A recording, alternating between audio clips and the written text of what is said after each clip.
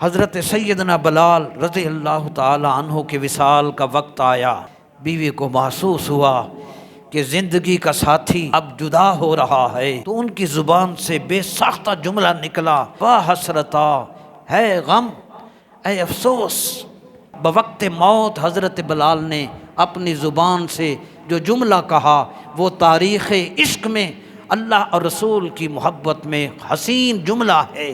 موت کو سمجھتے ہیں غافل، اختتام زندگی ہے یہ شام زندگی، صبح دوام زندگی۔ حضرت بلال نے جب اپنی اہلیہ کے غم کی اس فریاد کو سنا، افسوس، غم، میرا ساتھی رفیق سفر دنیا سے جا رہا ہے، حضرت بلال نے اسی لمحے فرمایا، آپ نے فرمایا واہ تربا۔